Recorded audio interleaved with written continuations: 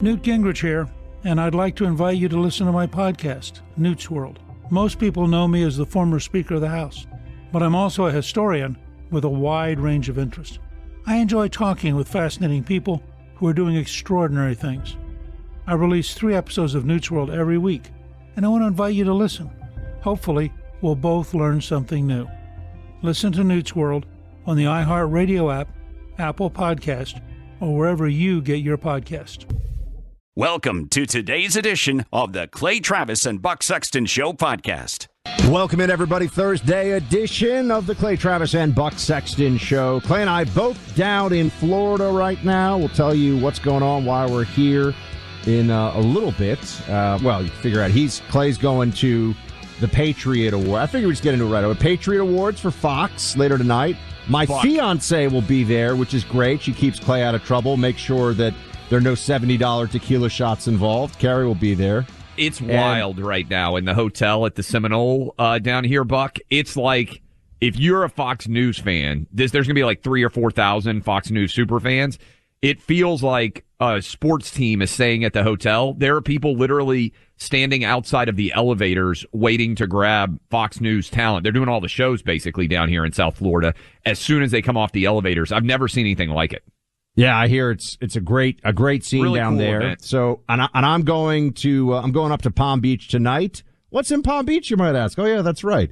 I'm going to be at Mar-a-Lago on Friday for the America First Policy Institute Gala. See a bunch of my friends up there, including the big guy. We're going to have a talk. We're going to see how he's doing, check in, give him a high five. Nice to see you, Mr. President. So we got a lot of things happening down here in Florida right now, as you know. A lot of things happening across the nation, including the GOP. Officially, we've been saying any moment now, officially, the GOP is taking the House. Now, for everybody, I just take a moment. We're all going to have a little exhalation together because this takes this midterm election out of the disaster category. It's firmly out of the disaster category. And you could argue gentleman's B minus, maybe. You know, I don't know. It's gentleman's B minus for an election, maybe C plus if you're a little bit of a harder grader. That's where we are on this. I just want to break. Oh, and some other things we'll talk about today, because I'd like to give you a quick overview here. We're going to dive into what the House is likely to do and what this means here in just a moment. Some more on how we got here with the votes, the voting situation. FTX crypto, the second biggest donor to Democrats in this last cycle. This guy, Sam Bankman-Fried. There's just more and more stuff coming out. This is like a vortex of mismanagement, virtue signaling, financial destruction. Clay, they had meetings with this guy. The SEC chairman met with this guy to talk about how the SEC should regulate crypto. This is like the head of the SEC meeting with Madoff to talk about Ponzi schemes. I can't read enough about this stuff, and I don't know what eventually the full story is going to be, but the Wall Street Journal had a piece this morning, Buck, that you and I were sharing before the show, where the guy who is now taken over in the midst of the bankruptcy said he's never seen a company this bad a shape in 40 years of doing this. John J. Ray, the guy who has overseen some of the biggest bankruptcies ever. People usually think of Enron as among the biggest fraud bankruptcies. I think the biggest bankruptcy technically was Lehman Brothers, which obviously went bust and had a massive balance sheet. But John J. Ray said, Clay, to your point here about FTX, this guy's been doing this for 40 years, quote, "Never in my career have I seen such a complete failure of corporate controls and such a complete absence of trustworthy financial information as occurred here. From compromised systems, integrity, and faulty regulatory oversight abroad, which means here in the U.S., to the concentration of control in the hands of a very small group of inexperienced, unsophisticated, and potentially compromised individuals. This situation is unprecedented."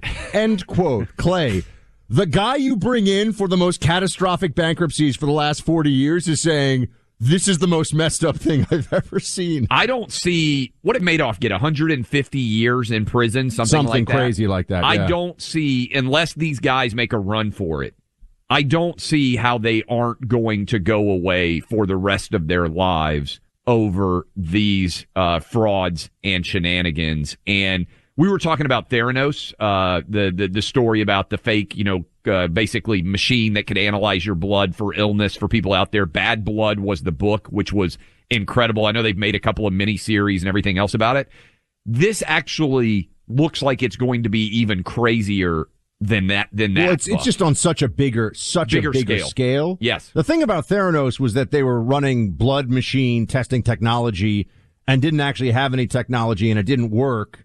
And they at one point were considering, I remember from the book, sending people fake results on, things like an HIV test. I mean, think about the mentality there, right? Or I should say faulty results for things like that. They ended up, I think, holding back on some of that, but there was a conversation at Theranos about that.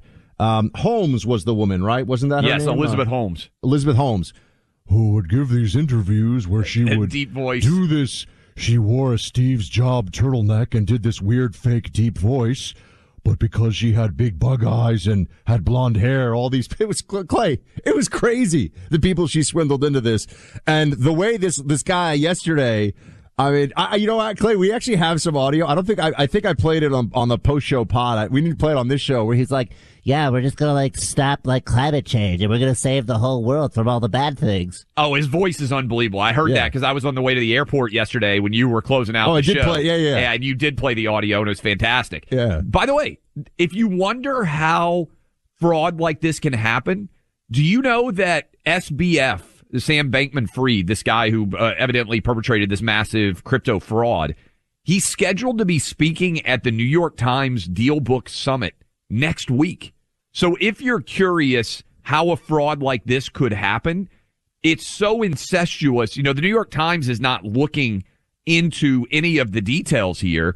They're literally bringing this guy to speak at a New York Times event. I think it's still scheduled on November 30th, which is crazy to think about. All these quote unquote illuminating and super successful Speak truth figures. To power. Yes. Unless he's going to write big checks for us and come to our conferences, then it's a different game. That's what I'm saying. It's kind of crazy that he's going to speak. He was supposed to, when you look at this speaker list, Eric Adams is the first speaker, is the mayor of New York City, obviously.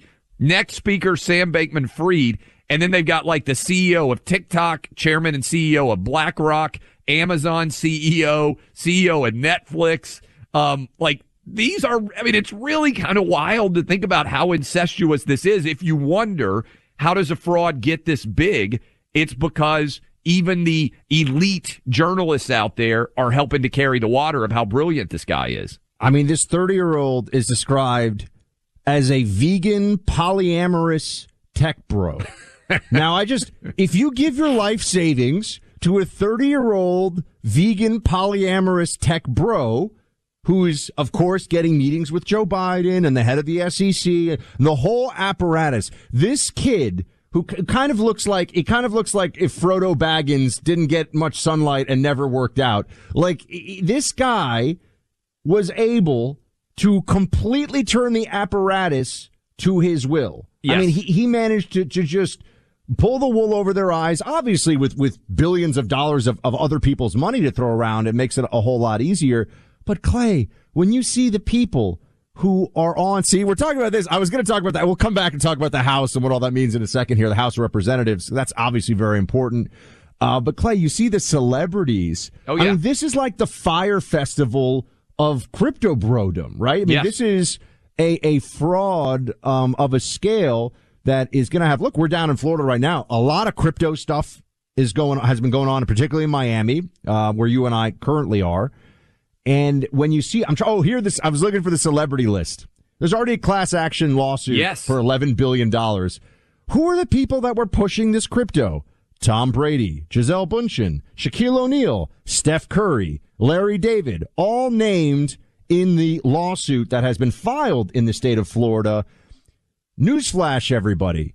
He does have an amazing jump shot. I do not think you should take financial advice from Steph Curry. Gisele Bündchen is like physical perfection.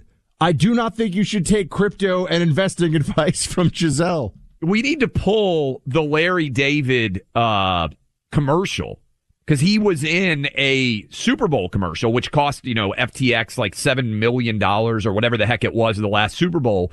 And the entire premise of Larry David's commercial is that he doesn't buy into the idea of crypto, but it's like, all the great historical conventions, like, oh, you're telling me the wheel's going to be a big difference maker. I just don't see it. We need to grab that video, that commercial. But Buck, all these guys are going to get massively sued. To your point, they don't know what they're doing. Their advisors were just like, hey, you should pitch crypto like it's Pepsi or like it's, Wendy's, which is typical of the kind of advertisements these guys do. They had no idea. What about Matt Damon? All these guys were doing tons crypto of commercials. And just so everyone's clear, you have like Elizabeth Warren, who's always, we're gonna hold the banks accountable, and the rich and the fat cats, we're gonna just squeeze those fat cats until they're skinny. Elizabeth Warren does all this stuff about, holding power and finance accountable. Clay, people were investing billions of dollars into something where securities, which are an investment with that the SEC is supposed to regulate, you're investing in if it's a publicly traded company, it is a company. It has a balance sheet. It has earnings and losses, and there's something. A crypto is a bunch of numbers on the screen. You have the chance of literally losing 100% of everything you invest, and there's no underlying assets. There's no factory to sell off. There's nothing. Yeah. And basically, there was no regulation. I guarantee you, Elizabeth Warren in 6 months, it's just the Republicans plotting here. And what we need to continue to bring home for everybody out there is, this dude was the second biggest donor to Democrats, almost $40 million. And in that audio you played, Buck, he was talking about giving them hundreds of millions of dollars in the years ahead. $500 million next year. And they said he was going to be the world's first trillionaire. I know. I mean, and the whole thing was a fraud. So just the other thing too, all the people, you see these people and you think, they're really rich or they're really famous and they must be so smart. A lot of really rich, famous people are dumb as can be, super narcissistic, and make all kinds of horrific errors. They just got really lucky once, or they were just born really lucky. In the case of models and athletes, there's God-given talent. There's no doubt about it. And I think it goes to, there's a lot of fraud at the inception, right? When you go look at this entire Sam Bankman-Fried ridiculousness, Firefest is, I think, a good analogy. I think certainly Bernie Madoff is a good analogy. It's kind of a mixture of both of those. They wanted it to be true.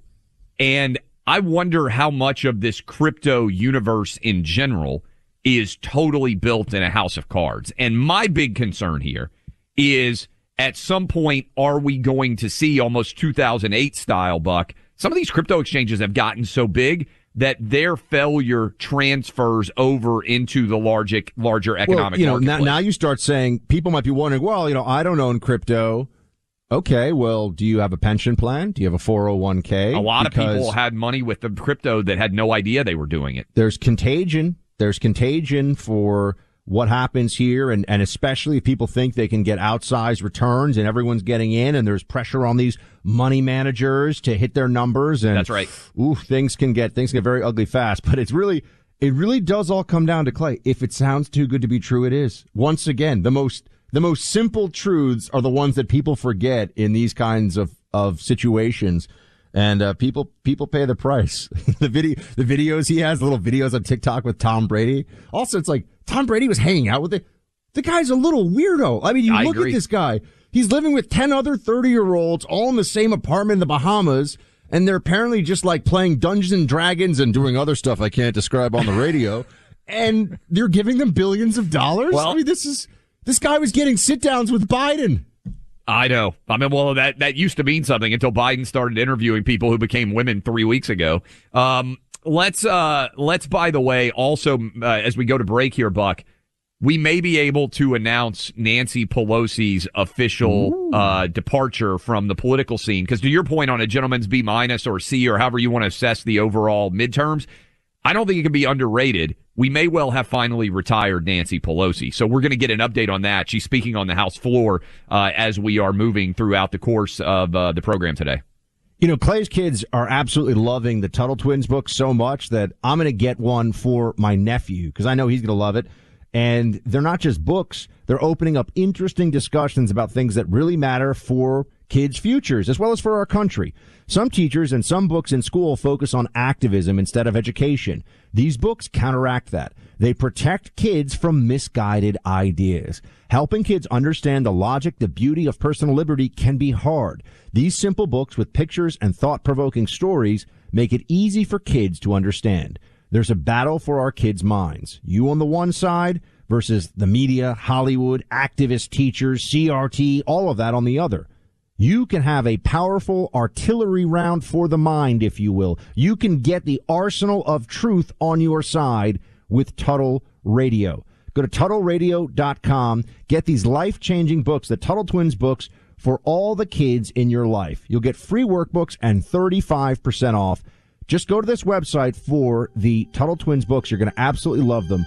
TuttleRadio.com. Newt Gingrich here, and I'd like to invite you to listen to my podcast, Newt's World. Most people know me as the former Speaker of the House, but I'm also a historian with a wide range of interests. I enjoy talking with fascinating people across a variety of topics.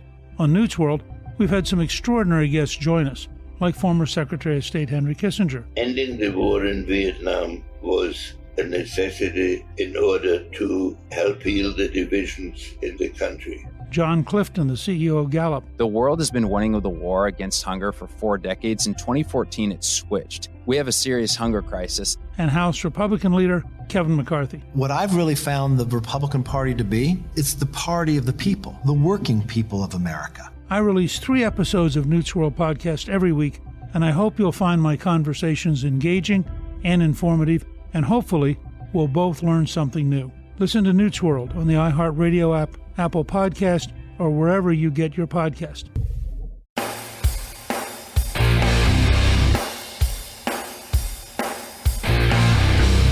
The Monica Crowley Podcast is a whip-smart, fast-paced, sassy blend of politics, culture, history, and humor, all brought to you with the sunny optimism of Ronald Reagan's happy warrior spirit. Hi, I'm Monica Crowley, and I've served 2 American presidents, Richard Nixon in his last years as Foreign Policy Assistant, and Donald Trump as Assistant Secretary of the Treasury. You've seen me on TV, read my New York Times best-selling books and popular columns, and now you can download my podcast, where you will hear one-of-a-kind insights and interviews. So join me on the Monica Crowley Podcast. It's true appointment listening. Join our legion of happy warriors here on the Monica Crowley Podcast. Listen to the Monica Crowley Podcast on the iHeartRadio app, Apple Podcasts, or wherever you get your podcasts. Welcome back in. Clay Travis, Buck Sexton Show. Still awaiting news about exactly what Nancy Pelosi's plans will be now that Republicans have taken the House. We've got a lot of great audio as Hunter Biden and Joe Biden investigations, and whether or not Joe Biden is compromised is going to be one of the top investigations that taking place in the House. One of many reasons, the biggest of which is just, hey, now we can stop Joe Biden from doing anything crazy, at least in theory. But we're talking about crazy right now on this cryptocurrency. The Democrats' second biggest donor behind George Soros, nearly $40 million that this guy, Sam Bankman-Fried, had committed. And now it's spiraled into an area where class action lawsuits actually been filed, Buck, by David Boies. So against all these super celebrities for advocating for FTX, there's going to be a lot of people. Do you know who involved. David Boies represented, by the way? Do I know who else he did? Yes. Oh, I mean, Elizabeth Holmes of Theranos. Oh, did he? Yes, he did. He is one of the great, regardless of what you think of his politics, David Boies is one of the great litigators of the last 40 years, honestly, in terms of if you wanted to be repped by somebody or if you wanted to be sued by somebody. He's not at the top of the list of which you would like to have that. So, I'm sorry. David Boies was on the board of Theranos. Theranos. Okay. Well, there's an irony there. But, you know, Buck, what we say about lawyers is... we say a lot of things about lawyers, Clay, just not when you're around. The commitment to principle of lawyers is not necessarily very consistent. If there's money to be made or somebody will take the other side and there's an advantage, that's really funny. So he was on the board at Theranos, and now he's suing on what may be a much bigger version. The guy understands giant frauds pretty well. He should be an expert on it for sure. So he has filed a lawsuit. Among the people that he is suing is Larry David. And this is pretty funny. This was a commercial that aired during the Super Bowl of Larry David saying, hey, do we need to save it? Maybe we need to save it. Yeah, let's save it. We'll hit it when we come right back. We'll play the Larry David Super Bowl commercial just as a little reminder, and then we'll dive into the house. No doubt. But I want to tell you right now, how many of you are trying to save money? Do you know you and your family can save up to $1,000 right now during the course of a year? This is the average size family by switching to Pure Talk. You know, you keep your same phone number. You can keep your exact same phone. It's not complicated. You're getting to work with a company and support a company that values you and your politics. Unlike T-Mobile, unlike Verizon, unlike AT&T, which are woke companies that consistently donate money to political causes that you don't respect and also don't respect your values. You can join Pure Talk right now and become Pure Talk customers like both Buck and myself are. My family is on Pure Talk. My kids have Pure Talk phones. You can show corporate America you're done funding their leftist politics today by dialing pound 250 and saying Clay and Buck to save 50% off your first month. Same phone, same phone number. All you have to do, dial pound 250, say Clay and Buck, make the switch today. We love it here on Clay and Buck when we can share good news with you. We are a happy warrior, positive, the future is ours vibe here. And even after we have a little bit of a disappointing midterm, we got some good things today. The House is officially 100% in Republican hands. And let's do a quick moment here to thank New York, Florida, California for beating the odds in those states and some tough congressional fights going red. Without that, and also our friend Lauren Boebert, for example, out in Colorado, without some of these close races, Clay, we wouldn't have taken the House. I mean, it actually, if we didn't know, and we're going to get into some of these numbers in a second, but the big news that just broke as we were in commercial break is, well, we can hear it from her. Here's Nancy Pelosi talking about her future or not so future aspirations of what she's going to do in Congress. Play it. My friends, no matter what title you all, my colleagues, have bestowed upon me, Speaker, Leader, Whip, there is no greater official honor for me than to stand on this floor and to speak for the people of San Francisco. This I will continue to do as a member of the House, speaking for the people of San Francisco, serving the great state of California, and defending our Constitution. And with great confidence in our caucus, I will not seek re-election to Democratic leadership in the next Congress. Nancy Pelosi no longer even going to try to be in Democrat congressional leadership. You know, sometimes you got to just savor the small victories, Clay. We retired her effectively as a leader. Now, she may hang on. There's talk that she wants her daughter to take over that district potentially in San Francisco. We'll see exactly how that goes. But again, I understand people wanted the red wave. You and I did. We wanted the red tsunami. We got some data for you on the House, but I do think you have to say, okay, the biggest part of this midterm was to ensure that Joe Biden could do no more harm, and we have now done that by taking the House. Now, still a lot of work left to do in 2024. As we said, basically the 2024 election has already started. I mean, Trump's already announced. You saw where it's already been announced that Joe Manchin has a Republican challenger in West Virginia. I mean, we're not stepping off the treadmill at all. This race is going to be continuing. Next big shoe to drop, I would say, is Joe Biden officially announcing his decision, which I would expect we'd get sometime after the first of the year, you know, if he's going to be running, which you and I both think he is. It's ready. It's go time for 2024. And I got to say, there is now, you mean on the congressional side? Yes. Right. Yes. Because I saw this piece in the American Spectator by Scott McKay, and I think he makes some really really critical points. I pulled from some of this. This guy does a politics newsletter, I believe, called Hayride. I'm not familiar with his work from before. I do know the American Spectator, obviously.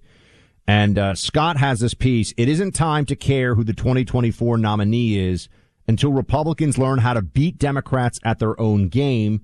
It won't matter. Now, there are a few very important insights, Clay, that I think this guy, Scott McKay, points out here or pulls out for all of us. First one is this. I want to start with this. He writes, well, the public did its job with zero effort on the part of the GOP. Voters went from -7 million to +5 million on the Republican side in 2 years. Let's just pause there for a second. He's pointing out, my friends, because a lot of you are saying, well, we thought there was going to be a red wave. There was a red wave. It just splashed in the wrong states. It wasn't distributed in the way that would be needed to get the victories that we needed. A 12 million vote swing in 2 years. Okay. The numbers are in. Just think about that. A 12 million vote swing. 5 million plus Republicans voted over Democrats this time around. So what he says here is that the red wave happened. It ran up against seawalls all across the country. That's really important.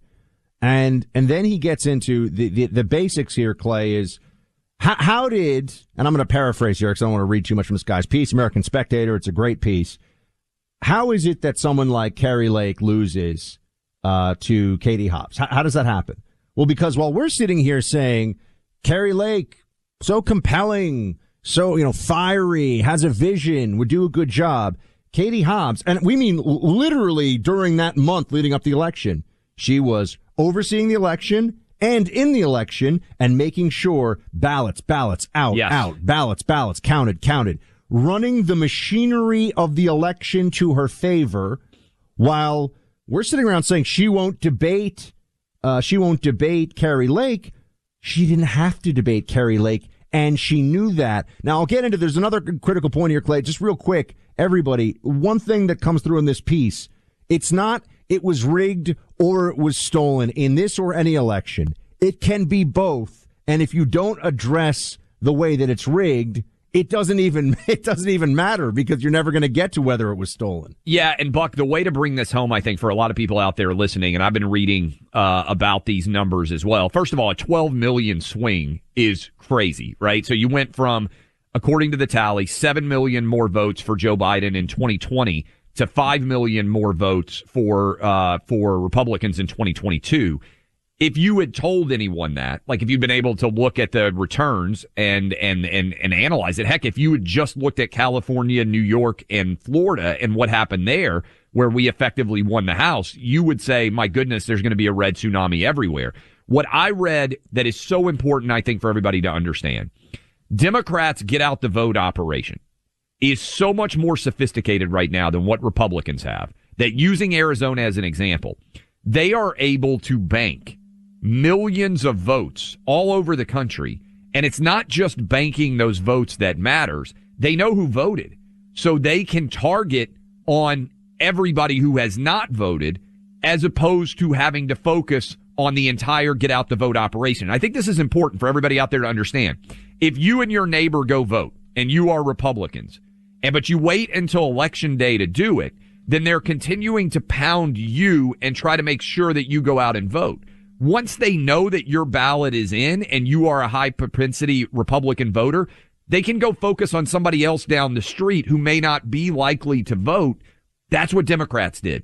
They knew when they got their votes in, and they were able to go after a shrinking circle of persuadable voters and put all their attention on them. Hey, we need you to fill out this ballot. We need you to get out. Whereas Republicans are still trying to address a large majority. The other thing is, Buck, the late surges. When you look at Fetterman or you look at Mark Kelly, they've already banked millions of votes before the debate even happens in Pennsylvania. So you're continuing to go after a smaller persuadable asset. And so many people have already voted. It doesn't even matter if you get that late surge like I think Republicans did as much, because 60% of the vote may already be in. And this is where I think it's so important that everyone understand who has concerns, particularly about what happened in Arizona, the people who are pointing out how this works are not saying there aren't shenanigans, but we got multiple problems here. Yes. And if these things aren't fixed, it's never going to get better in these states. And if you want to win the presidency, look, there's an argument to be made here that what really matters, because you're not, with Joe Biden in office, you're not going to be able to do great and amazing things, even if you have the House and the Senate. That's just a fact. So we're in a much better position running for the Senate next time around based on what turf Democrats will have to defend. We already have a majority in the House. Likely we can add to that majority. And obviously it's all going to depend on the presidential race. To win the presidency, you have to win these states. How do you win these states? That's what we are trying to focus in on like a laser. Back to this piece in The Spectator about Arizona. He said the proof is everywhere that this is how it works. Do you think it's somehow a coincidence that more than 70 of the 220-something tabulators in Maricopa County, almost all of them in Republican areas, suddenly went on the fritz on Election Day, and those ballots were collected and sent to a central office where they weren't counted for days while the public watched in suspicion and horror? You don't even need to count those ballots. All you have to do is weigh the boxes and do the math. You'll know how many other boxes need to come through the back door to offset the vote. I mean, he's laying out what the problems are here in the process overall, and they needed to be fixed, and they weren't fixed. I'll give you a great example, too, Buck. Look at Florida. We knew exactly what the vote tallies were of early voting before we even got to Election Day. And we knew, for instance, that Republicans were going to win that race by a massive amount. I think every state needs to be putting out these early vote tallies to help be, first of all, more reliable. I think every state needs to follow what Florida does so they can have reliable data on what the voters did within a few hours after the polls close. But we got to get way more sophisticated. Look, you're in an arms race effectively. And if you are not trying to get all of your voters out to the polls as early as possible, and I understand because I like it, Buck. I like going in on Election Day and voting. I know a huge percentage probably of our listeners feel that same way. But man, we can't be a party that focuses on just Election Day turnout. We got election months. And if you're not fighting the battle all month long and encouraging your voters to get out, then at the end of the process, you're not able to target those low propensity voters like Democrats have been able to do. We got to fix it. We got to get more sophisticated. The numbers were there. They just weren't there in the places where we needed them the most. And I will break down some more of that data for you in a little bit when we come back. But in the meantime, look, Buck and I sit in X chairs every day. Home offices, home studios, being able to work in an office setting. You know how much difference it makes to have a comfortable chair. Makes you more efficient, makes you more productive, gives you better energy at the end of the day. How often do you stand up? You've been sitting in a bad chair, back hurts a little bit, you aren't able to get as much work as you otherwise could. What if you had heating? What if you had cooling? What if you had a chair that massages you? That's what the X chair does. There are so many different types of really cool options that you can put on the best chair out there. A lot of you continuing to outfit your offices, and maybe this is a great gift for grandpa or dad, people out there, mom, grandma, people who work a lot in home offices, but you don't really know what to get them as a gift. How about an X chair? Just go check it out today. You can go get all their options. You can also check out the options when it comes to financing at xchairclay.com. Again, great gifts just in time for the holidays. Remember, we're only, crazily enough, 1 week from Thanksgiving. And you know how quickly after Thanksgiving we roll into Christmas. Go ahead and take care of some of your shopping today. Go to xchairclay.com. No other chair can compare to X-Chair. That's xchairclay, C-L-A-Y, xchairclay, C-L-A-Y.com now. Newt Gingrich here, and I'd like to invite you to listen to my podcast, Newt's World. Most people know me as the former Speaker of the House, but I'm also a historian with a wide range of interests. I enjoy talking with fascinating people across a variety of topics. On Newt's World, we've had some extraordinary guests join us, like former Secretary of State Henry Kissinger. Ending the war in Vietnam was a necessity in order to help heal the divisions in the country. John Clifton, the CEO of Gallup. The world has been winning the war against hunger for 4 decades. In 2014, it switched. We have a serious hunger crisis. And House Republican leader Kevin McCarthy. What I've really found the Republican Party to be, it's the party of the people, the working people of America. I release 3 episodes of Newt's World podcast every week, and I hope you'll find my conversations engaging and informative, and hopefully we'll both learn something new. Listen to Newt's World on the iHeartRadio app, Apple Podcast, or wherever you get your podcast.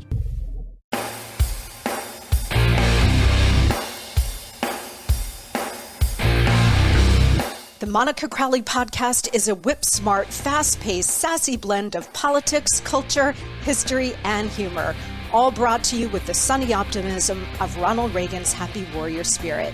Hi, I'm Monica Crowley, and I've served 2 American presidents, Richard Nixon in his last years as Foreign Policy Assistant, and Donald Trump as Assistant Secretary of the Treasury. You've seen me on TV, read my New York Times best-selling books and popular columns, and now you can download my podcast, where you will hear one-of-a-kind insights and interviews. So join me on the Monica Crowley Podcast. It's true appointment listening. Join our legion of happy warriors here on the Monica Crowley Podcast. Listen to the Monica Crowley Podcast on the iHeartRadio app, Apple Podcasts, or wherever you get your podcasts. Welcome back in, Clay Travis, Buck Sexton Show. We appreciate all of you hanging out with us. I'm going to play this Larry David crypto for you that we teased, but I want to point this out as we get ready to finish off the first hour here. Alaska. We were just talking about how the system gets rigged and how impactful it can be. So this ranked choice voting in Alaska, Dave Wasserman, who runs Redistrict, does a good job, Cook Political Report. Alaska's congressional district is going to go for the Democrats. That's despite the fact that 60% of Alaskans voted Republican. But due to this ranked choice voting, essentially Alaska is going to have a congressional seat stolen, which could have been really significant, right? It looks like it's going to end up 222, 213 in the House. But imagine if that was the difference between a majority or not. That's a big deal. And it's also going to steal a Senate seat, effectively, for Lisa Murkowski.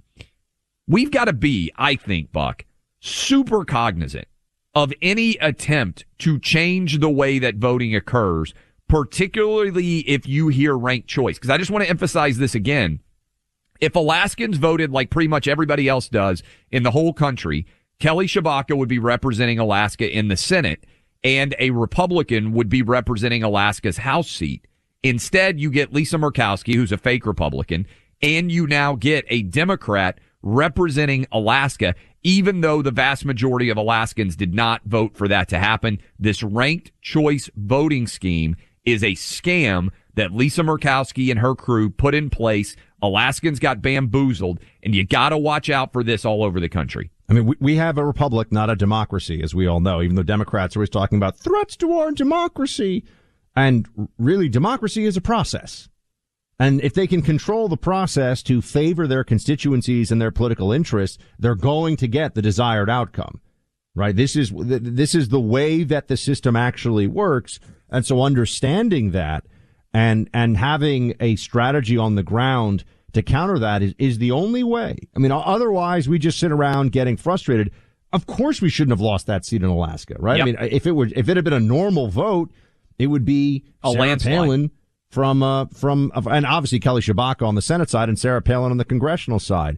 They changed the rules because they knew what it would do, right? I mean, this is another version of everything else we've talked about with the possibility of, does a third party candidate get on the ballot or not? Well, in places like Arizona, Libertarian candidate, even though he bailed at the last minute, got 2% of the vote. These things matter.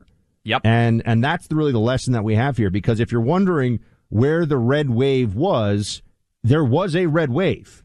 That the polls picked up on a massive shift in sentiment that was real. A 12 million vote shift in a midterm, not a presidential election, a midterm election is massive.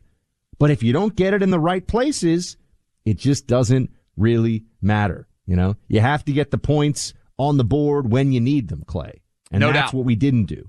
We're going to be joined by Senator Ron Johnson, talk about a lot of different issues as he foresees them to arise in the new Congress. He's going to join us next. But first, let's close out this hour with some humor. Larry David, this is a clip from the Super Bowl. We talked about it earlier. Are you a Curb watcher? Do you watch love Curb? I think it's one of the funniest shows that's ever existed. And I love Seinfeld back in the day. Larry David's an incredibly talented comedian, even if we have different political leanings. But listen to this. I call it the wheel. I don't think so. Hancock, you sign first. No king! Gentlemen, have you taken leave of your senses? The people shall have the right to vote. Even the stupid ones? Yes! Stupid people vote? Yes! Ha! Hey, Catherine, what's cooking? We're putting a man on the moon. Are you out of your mind? I can't even get tuna without celery. Nobody's gone to the moon, ever. Why not? It's too far. It's far. It's really far. It's far. Like I was saying, it's FTX. It's a safe and easy way to get into crypto. I don't think so. And I'm never wrong about this stuff. Never. And now they were trying to be funny, but he wasn't wrong because that wasn't a good idea. But Clay, I didn't even realize this. I hadn't thought of this in a long time. Do people still put celery in their tuna? What is wrong with humanity? It's madness. Celery and tuna is crazy. It's like people who put walnuts in their brownies. We are not barbarians. It just ruins the brownie. For those of you out there, the clip is funny to watch. He was saying that the wheel wasn't going to work, that American democracy was not going to work, the Constitution, and that there was no way we were going to send a man to the moon. They were trying to say, he's been wrong about everything. He actually ended up right about crypto. He's like, I know. The great irony at the end there. So we got Ron Johnson coming up. We got to talk about the Senate. Mitch McConnell won Senate leadership yesterday. Nancy Pelosi's not going to be in Congress as a leader anymore. Ron John's going to lay it all down, plus a whole lot more, Clay. Should be great. He's always fantastic. That's next. Newt Gingrich here, and I'd like to invite you to listen to my podcast, Newt's World. Most people know me as the former Speaker of the House, but I'm also a historian with a wide range of interest. I enjoy talking with fascinating people who are doing extraordinary things. I release 3 episodes of Newt's World every week, and I want to invite you to listen. Hopefully, we'll both learn something new. Listen to Newt's World on the iHeartRadio app, Apple Podcast, or wherever you get your podcast.